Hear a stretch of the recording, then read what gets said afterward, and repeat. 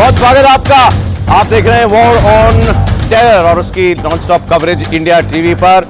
अब आइए बात करते हैं उस खबर की जिसकी इस वक्त पूरी दुनिया में चर्चा हो रही है, और वो खबर यह है कि पाकिस्तान में जहां उसकी न्यूक्लियर स्टोरेज फैसिलिटी है या जहां से उसकी न्यूक्लियर कमांड एंड कंट्रोल आप कह लें, जहां से वो सब फैसले करता है अपने न्यूक्लियर एसेट से रिलेटेड, उन जगहों पर भी क्या कोई नुकसान पहुंचा भारत की मिसाइल स्ट्राइक्स में? इसकी बड़ी चर्चा है। कोई कहता है अमेरिका का कोई बहुत खास विमान जो है वो पाकिस्तान के ऊपर घूमता हुआ दिखाई दिया गया है जो रेडिएशन लीक पकड़ता है। कहीं इजिप्ट का जहाज भी आया जिसके पास कोई केमिकल है, अगर रेडिएशन लीक गई हुई है तो वहाँ उसको डाल दो तो लीक जो है वो बंद हो जाती है। ये सिर्फ मैं कह रहा हूँ अटकलें हैं, स्पेकुलेशन है, अफवाहें हैं, अभी तक इससे ज्यादा कुछ नहीं है। लेकिन ये सवाल भारत के विदेश मंत्रालय की कल एक प्रेस कॉन्फ्रेंस हुई थी, तो उसमें हमारे जो प्रवक्ता थे उनसे ये सवाल पूछा गया था कि दुनिया में इस बात की बहुत चर्चा है, इस पर भारत का क्या कहना है। यही सवाल जब हमारे सेनाओं की प्रेस ब्रीफिंग हो रही थी उसमें हमारे वायुसेना के एयर मार्शल साहब से पूछा गया था, तो उन्होंने कहा कि मुझे नहीं मालूम जिस जगह का आप जिक्र कर रहे हैं कि वहां पर कोई पाकिस्तान अपनी न्यूक्लियर आर्सेनल का कुछ हिस्सा रखता है या नहीं रखता है, मेरी जानकारी में नहीं है, और ना मैंने ब्रीफ किया अपने लोगों को। जो मैंने ब्रीफ दिया था कहां पर हमें हमला करना है, उस जगह पर वहां पर इसका नाम भी नहीं था। यह सवाल फिर पूछा गया पाकिस्तान के रक्षा मंत्री से। उन्होंने कहा कि ना ना ना ना ना ये न्यूक्लियर तो कोई बात हुई नहीं हमारी। ये 4 दिनों के दौरान जब हमारी भारत के साथ लड़ाई चल रही थी हमने कोई न्यूक्लियर नहीं किया। और उन्होंने फिर पहले ये भी खबर आई थी कि पाकिस्तान ने अपनी न्यूक्लियर कमांड कंट्रोल अथॉरिटी की एक मीटिंग भी बुलाई, ये फैसला करने के लिए क्या वक्त आ गया है कि न्यूक्लियर बम को बाहर निकाला जाए। उससे भी बाद में पाकिस्तान ने इनकार कर दिया कि नहीं, हमने ऐसा बिल्कुल नहीं किया था। तो अब जब भारत इनकार कर रहा है कि हमने वार नहीं किया, पाकिस्तान कह रहा है कि हमने न्यूक्लियर हथियार के बारे में कभी ना सोचा ना इसके बारे में हमने चर्चा की, तो फिर ये अफवाहें क्यों उड़ रही हैं? तो इसके बारे में मैं आज आपको बताना चाहता हूं। सबसे पहले आप अगर इस मैप पर एक नजर डालेंगे तो स्क्रीन पर जो आपको दिखाई दे रहा है, मेरे साथ अगर सर आ जाए यहाँ पे एक बार, तो ये सारी कहानी शुरू होती है जब भारत ने स्ट्राइक किया सरगोधा एयरबेस पर, जिसको मुशाफ भी कहते हैं अगर मैं गलत नहीं। सरगोधा के मुशाफ एयरबेस पर भारत ने हमला किया। उसकी सैटेलाइट तस्वीरें भी आ गई और उन सैटेलाइट तस्वीरों में ये दिखाई देता है कि उस एयरबेस के रनवे को नुकसान पहुंचा जो यहां पर आपको दिखाई दे रहा है। सर देखिए, पहले जब 30 अप्रैल की सैटेलाइट पिक्चर भी आई है जिसमें क्लियरली एविडेंट है कि देयर इज नो डैमेज। उसके बाद आता है 10 मई की, और जब हमने वही दीजिए पहले वाला दीजिए। हाँ, 10 मई की, तो आप देखिए 2 जगह पे हमला किया हमने उनके एयरफील्ड के ऊपर। पहले एक रनवे का 1/3 पोर्शन जो यहां से ऊपर है उसके ऊपर हमने हमला किया, और दूसरा इंटरसेक्शन ऑफ रनवेज है, अगर आप वो भी दिखा दें पिक्चर, इंटरसेक्शन ऑफ रनवेज पे हमला किया ताकि 2 रनवेज का भी इस्तेमाल ना किया जा सके। तो हमारा अटैक जो था मेनली रनवे के ऊपर था। अब ये क्लियर हो गया कि सर हमने सरगोधा के एयरबेस पे हमला किया था, बिल्कुल क्लियर है। अब जरा इस मैप पर आप देखिए चर्चा बहस कहां से शुरू हो रही है। ये है सरगोधा जहां की तस्वीर हमने आपको दिखाई, आ गया स्क्रीन पर मेरी, वेरी गुड। ये सरगोधा है जो आपको यहां दिखाई दे रहा है, और ये सरगोधा से एक डिस्टेंस दिखाया गया है किराना हिल्स। यही शब्द आप ये नाम बार बार सुन रहे हैं ना, किराना हिल्स। तो ये किराना हिल्स सरगोधा से इसमें डिस्टेंस भी लिखा हुआ है 19.9 किलोमीटर, यानी 20 किलोमीटर दूर है मात्र। तो इस किराना हिल में ऐसा क्या है कि इसकी चर्चा हो रही है? हमने तो मिसाइल मारी सरगोधा एयरबेस पर, यहां बगल के किराना हिल में क्या हो गया? तो किराना हिल्स में माना जाता है कि पाकिस्तान ने एक न्यूक्लियर स्टोरेज फैसिलिटी बना रखी है जो टनल्स में है, पहाड़ियों के नीचे 10 सुरंगें बनी हुई हैं, बहुत ही प्रोटेक्टेड, और वहां अपना वो न्यूक्लियर आर्सेनल रखता है। ये ओपन नॉलेज है, इसको आप गूगल करके जान सकते हैं, ये कोई खुफिया जानकारी नहीं है। लेकिन भारत ने साफ इनकार किया कि हमने किराना हिल्स नाम की किसी जगह पर कोई हमला किया था। ये बिल्कुल स्पष्ट इनकार कर दिया गया। फिर पाकिस्तान में खबरें क्यों शुरू हुई? क्योंकि पाकिस्तान में जब ये हमला चल रहा था 7 तारीख से लेकर 10 तारीख के बीच में, तो 2 दिन में 4 बड़े भूचाल आए, 4 बड़े अर्थक्वेक आए, और लोगों को यह डर लगा कि कहीं ये भूचाल जो हैं किसी न्यूक्लियर एक्सप्लोजन की वजह से तो नहीं है। अच्छा, इसकी भी सच्चाई आप जान लीजिए। अब ये सवाल लेकर के हम पहुंचे सीस्मोलॉजिस्ट या जियोलॉजिस्ट के पास, जो भूचाल या जमीन के नीचे होने वाली एक्टिविटी के एक्सपर्ट्स होते हैं। उन्होंने कहा कि अगर ये नेचुरल अर्थक्वेक आता है कोई, तो उसका सिग्नेचर अलग होता है, हमें पता होता है कि ये जमीन के नीचे कोई नेचुरल हलचल हुई है, प्रकृति की हलचल हुई है और उसकी वजह से अर्थक्वेक आया है।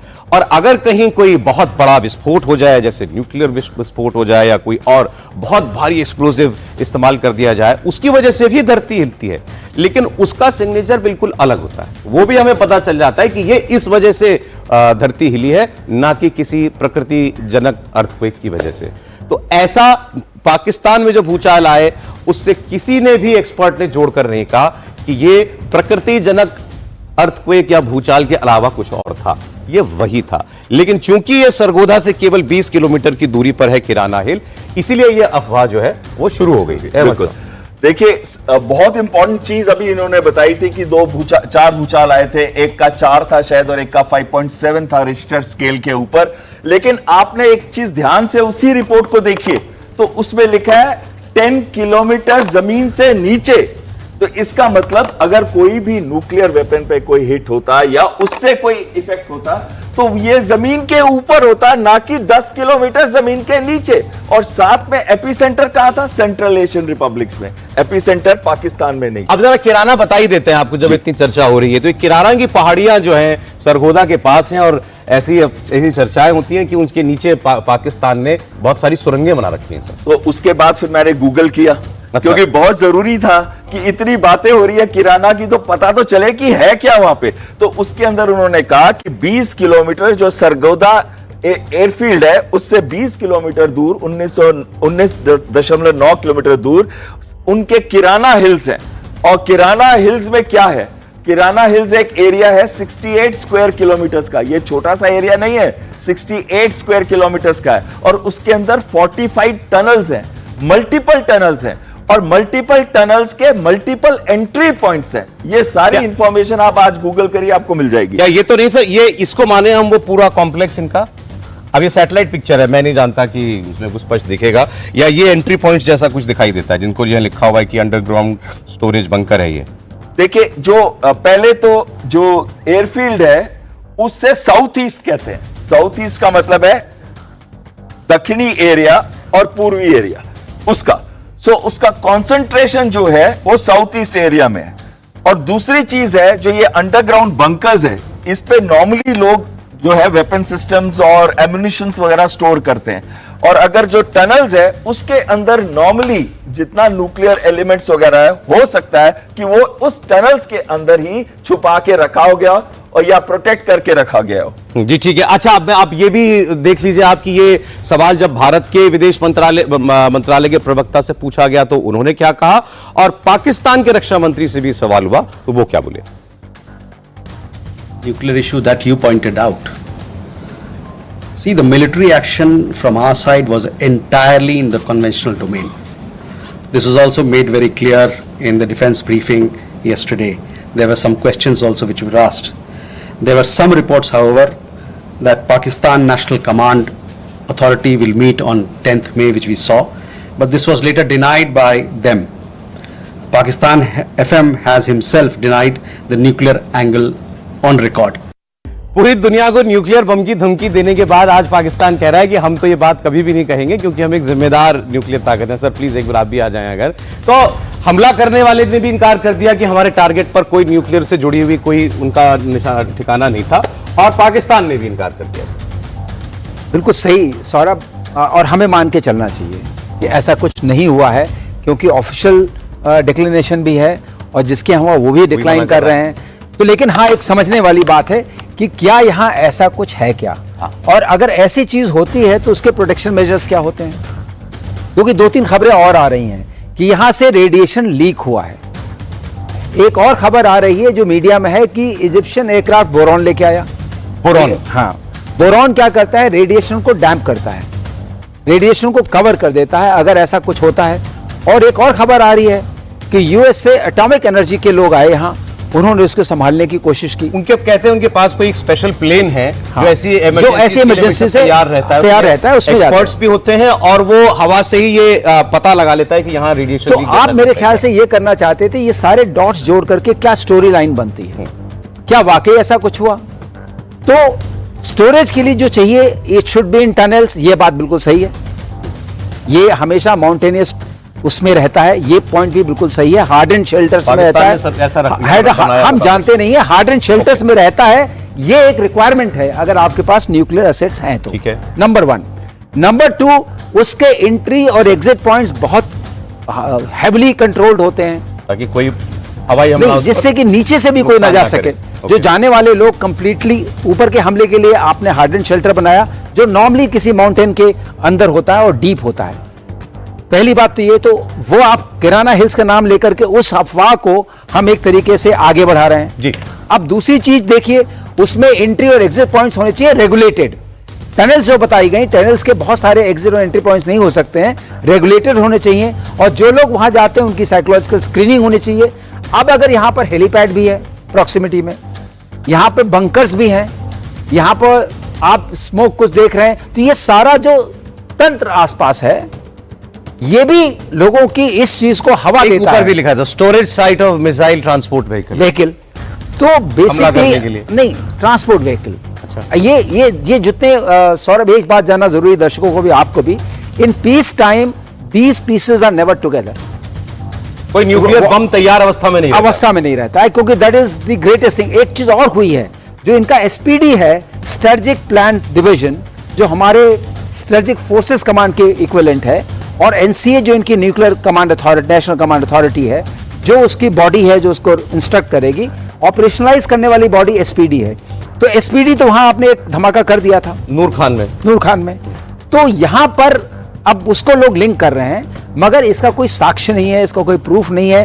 गूगल की रीडिंग है, गूगल की रीडिंग से मालूम पड़ता है। लेकिन अगर आप एक स्टोरी बनाना चाहते हैं तो शायद बन सकती है कि लेकिन कुछ इसमें है, दम नहीं। कुछ दम नहीं। इसमें आप जनरल रॉय, ये आपने सर अब सारी पीसेस जो है इसके जोड़ दिए हैं। अमेरिका का टोही विमान आना, रेडिएशन लीक पकड़ने के लिए इजिप्ट के जहाज की चर्चाएं होना, अरे ये भी कंफर्म बिल्कुल नहीं है कि ऐसा कुछ हुआ था। सौरभ, मुझे जो अब और तक भारत के 2 प्रहार, एक रावलपिंडी, एक सरगोदा में। सौरभ, ये सारी बातें सुनने के बाद और पहले भी जो खबरें निकल के आ रही हैं वो सब समझने के बाद मुझे ऐसा लगता है कि 2 ऐसी डेवलपमेंट्स थी जिसकी वजह से ये स्टोरी लाइन बनाई जा रही है। पहली डेवलपमेंट ये थी कि मुश्किल से 24 से 48 घंटे पहले ही, सीज फायर के अनाउंसमेंट से पहले ही, अमेरिका ने क्लियर कह दिया था कि उसका कोई इरादा नहीं है मध्यस्थता करने का, ना ही उसका कोई इरादा है इस जो हिंदुस्तान पाकिस्तान में चल रहा है उसके नज़दीक आने का। अचानक ही ये यू टर्न क्यों हुआ और ट्रंप ने इतने जल्दबाजी में ट्वीट कर दिया, ये दिखाने के लिए सबको कि देखो मैं हूँ इसका रचयिता जिसने कि सीज फायर यहाँ पे दोनों देशों के बीच में कराया। अब उस तरह के यू टर्न को समझाने के लिए, और भारत को इस बात से बिल्कुल भी आपत्ति है शुरू से ही कि ये तो हमेशा से ही बाईलेटरल मामला था, आप कहाँ से बीच में आ गए। अब्दुल्ला शादी में बेगाना दीवाना वाली बात थी। अब वो मुझे लगता है कि इस पूरी कहानी को जस्टिफाई करने के लिए, अमेरिकन स्टैंड को जस्टिफाई करने के लिए, भारत को कुछ हद तक ऐसा दिखाने के लिए कि देखो भारत का जो हमला है उसने हमारी न्यूक्लियर एसेट्स को क्षति पहुंचाई थी, उसकी वजह से जो है ये पूरी डेवलपमेंट हुई। और इर्रेस्पॉन्सिबल एक्ट किया भारत ने, इर्रेस्पॉन्सिबल, तो भारत को बैड लाइट में दिखाने के लिए भी ये कार्रवाई हो सकती है। तो मुझे लगता है कि जो झूठ का पुलंदा पाकिस्तान शुरू से ही 7 मई से लेके ही चला हुआ है, उसके पहले भी जब वो टेररिस्ट अटैक होते तब भी तो डिनायबिलिटी रहती थी उसकी वो। क्योंकि मेरा ये मानना है कि जो इंटरनेशनल एटॉमिक एनर्जी एजेंसी है, इंटरनेशनल बॉडी है ये, और जहाँ जहाँ न्यूक्लियर एसेट्स हैं, किसी प्रकार के भी न्यूक्लियर इस्तेमाल हो, चाहे वो पीस के लिए इस्तेमाल हो रहा हो, जहाँ की न्यूक्लियर रिएक्टर्स हैं जहाँ से बिजली बन के देशों को सप्लाई होती है, कई देश ऐसे हैं जिनमें की जो पावर डिपेंडेंसी ज़्यादा न्यूक्लियर रिएक्टर्स पे है, या फिर जहाँ पे न्यूक्लियर इस तरह के एसेट्स हैं जो कि हथियारों के साथ देश जो हथियार रखते हैं और जो अपने आप को न्यूक्लियर पावर बताते हैं, इन सब की जो सेफ गार्डिंग है वो ये इंटरनेशनल एटॉमिक एनर्जी एजेंसी करती है। तो मेरा ये मानना है, और जहाज़ भी जिसकी बात की जा रही है वो सिर्फ ऊपर से फ्लाई करके ये डिटेक्ट कर सकता है कि यहाँ पे न्यूक्लियर रेडिएशन है या नहीं।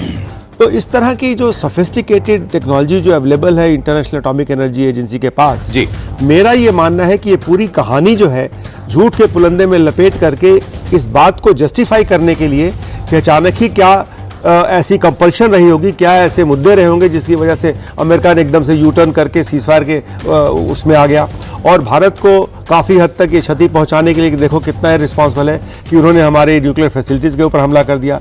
मुझे लगता है उस सब की जस्टिफिकेशन के लिए एक तरह से झूठ का पुलंदा फेंका जा रहा है। इसके आगे इसमें कोई सच्चाई आज तक कहीं से नजर नहीं आ रही, क्योंकि अगर ये सच्चाई होती तो जरूर इसका प्रूफ दिखा। भारत ने प्रहार किया, कहां किया? हमने नूर खान एयरबेस पर किया जो कि रावलपिंडी में है। वो मैसेज आर्मी हेडक्वार्टर के लिए भी था पाकिस्तान की, और पाकिस्तान की सिविलियन लीडरशिप के लिए भी था, क्योंकि वहां से इस्लामाबाद बहुत नजदीक है। दूसरा आपने सरगोदा पर किया।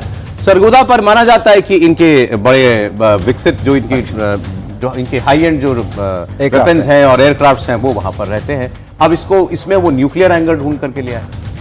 देखिए, न्यूक्लियर एंगल पाकिस्तान जिस तरह से साइबर एक्टिंग कर रहा था कि न्यूक्लियर मार देंगे, ये हमारे कार्रवाई करने से पहले और कार्रवाई करने के बाद पाकिस्तान उसी को जो न्यूक्लियर बोगी खेलता है उसी का एक्सटेंशन लिया है। अभी वो ये है हो गया कि शायद भारत ने कुछ किया और उनके सरगोदा का नाम आता है, और दूसरा आपने बोला रावलपिंडी, या जब हम चकलाला या नूर खान की बात करते हैं, तो दोनों का थोड़ा सा विश्लेषण मैं ये करना चाहूँगा। और सबसे बड़ी बात है, कोई भी बात नहीं कर रहा है IAEA की, सर ने बोला बात अभी कही है, और IAEA की बात की बहुत इम्पोर्टेंट है। यदि कुछ भी हुआ होता IAEA भी वहाँ पहुँचा होता, वो उसकी रिपोर्ट होती है। यदि देखिए ना, वहाँ यूक्रेन और रशिया की वॉर में ज़ेफरोजिया में तो दिल्ली वहाँ पहुँचा होता है। जब उनके यहाँ पर चेरनोबिल में शुरू में जब ऑफेंसिव आ रही थी तो वहाँ बैठा था। तो ऐसा नहीं कि IAEA वाले नहीं एक्टिव होंगे, यदि कोई होती तो बात आती। जो 2 पॉइंट मैं ब्रिंग आउट करना चाहता हूँ, जो चीज़ आपने बताया कि झूठ का जो पुलिंदा खोला जा रहा है, वो एक स्केप रूट लेना चाहता है कि इतनी जल्दी हमने हाथ कैसे खड़ा कर दिया, 4 दिन में कैसे घुटने टेक दिए, और उसकी क्रेडिट तो सब लेना चाहेंगे, वो तो लेंगे, ठीक है, it is okay, but the reality of the ground is that we have done such a surgical operation. ये ऑपरेशन है, सर्जिकल स्ट्राइक किया था, ये सर्जिकल ऑपरेशंस हैं कुछ दिनों के, कि दुनिया अचंभित है, और इसमें आएंगे लोग, इन चीज़ों को डालेंगे। वेस्ट भी बौखलाया हुआ है, क्योंकि जिस तरह से उसकी भी नाक कटी है कि इतने लंबे ऑपरेशन, 3-3, 4-4 साल के ऑपरेशन चल रहे हैं, भारत ने वो 3 दिन में कर दिया। आपने 3 दिन में आप देखिए ना, और आपने कर दिया जो कि डिक्लेयर्ड न्यूक्लियर स्टेट्स हैं। ठीक।